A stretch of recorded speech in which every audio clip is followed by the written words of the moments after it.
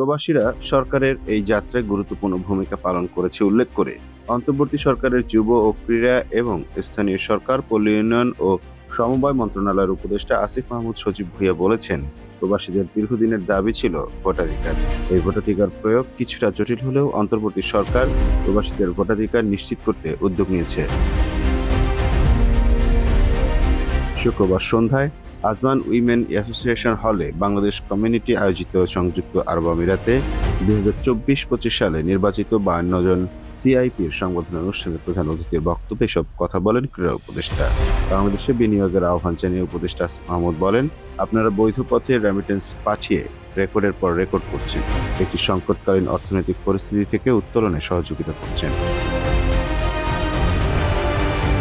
তিনি গত জুলাই-আগস্টের গণঅভ্যুত্থানে আমিরাতের বাংলাদেশি প্রবাসীদের অংশগ্রহণের কথা স্মরণ করিয়ে দিয়ে তাদের প্রতি কৃতজ্ঞতা জানিয়ে তিনি বলেন, জুলাই গণঅভ্যুত্থানের শহীদের আত্মদান ও প্রবাসী সহ সকল ফ্যাসিবাদ বিরোধী শক্তির সর্বোচ্চ ত্যাগের বিনিময়ে আমরা একটি নতুন বাংলাদেশ গড়ার স্বপ্ন দেখছি। অনুষ্ঠানে প্রবাসীদের হয়ে শুভাশিস দাস প্রবাসীদের 7টি দাবি উপদেষ্টার সামনে তুলে ধরেন। দাবিগুলো হলো: 1. পেনশন স্কিম চালু করা, বাংলাদেশে যখন প্রবাসীরা ফেরত যায় যাতে তার সুফল পাওয়া যায়।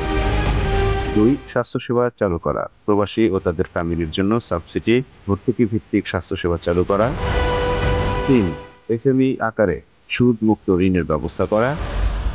4. ওয়ান স্টপ সার্ভিসের মাধ্যমে দেশে বিদেশে আইনি ও সব প্রকার সহায়তা সেবা চালু করা। 5. সরকারি বেসরকারি উদ্যোগে প্রবাসীদেরকে অবস্থানরত দেশের আইন কানুন ও কৃষ্টি কালচারের প্রতি সম্মান প্রদর্শনে সচেতনতা তৈরি করা। 6. প্রবাসীদের রেমিটেন্সের প্রণোদনা আরো বৃদ্ধি করার মাধ্যমে আরো বেশি উদ্বুদ্ধ করা। 7. সর্বস্তরে প্রবাসীদের মর্যাদা বৃদ্ধিতে ভূমিকা ও তাদের ফ্যামিলির জন্য শিক্ষা, স্বাস্থ্য, বাসস্থান, রাষ্ট্রের সকল সুযোগ সুবিধা পাওয়ার বিষয়ে অগ্রাধিকার প্রদান করা। Mamun Mahfuz, time news desk.